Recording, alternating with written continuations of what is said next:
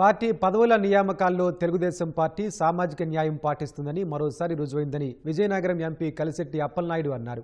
25 లోక్సభ నియోజకవర్గాల అధ్యక్షుల్లో 14 మంది బలహీన వర్గాల వారు ఎంపికవడమే దీనికి నిదర్శనమన్నారు.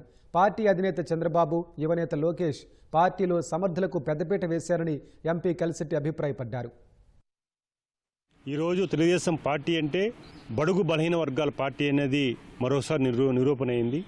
14 కమిటీల్లో జిల్లాల్లో పార్లమెంట్ కమిటీలో బడుగు బలహీన వర్గాలు నియమించడం, గౌరవ ముఖ్యమంత్రి గారు కూడా చెప్పారు, క్యాబినెట్తో సమానంగా ఈ కూర్పుని మేము చేశాం. వైకాపా సంస్థాగత ఎన్నికల్లో కానీ లేకపోతే పార్టీ సంబంధించిన పదవుల్లో కానీ ఎప్పుడు కూడా అగ్రకోణాలకి అవకాశం ఇచ్చారు. అలాగే సమయంలో డబ్బును వారికి ఇచ్చారు. దీనికి సంబంధించి తెలుగుదేశం పార్టీలో అయితే నిబద్ధతతో నిజాయితీతో పనిచేసే వాళ్ళకి ఇచ్చారు. ముఖ్యంగా గౌరవ ముఖ్యమంత్రి చంద్రబాబు నాయుడు గారికి, నారా లోకేష్ గారికి మనస్ఫూర్తిగా కృతజ్ఞతలు తెలియజేసుకుంటున్నాను. ఎందుకంటే మనటి వ్యక్తులకి చట్టసభల్లో పంపించి ఈరోజు గౌరవం ఇచ్చారు. కష్టపడే కార్యకర్తగా అనేది ఈరోజు కూడా పార్టీ అధ్యక్షులుగా, ప్రధాన కార్యదర్శులుగా చాలా మందికి అవకాశం కల్పించారు.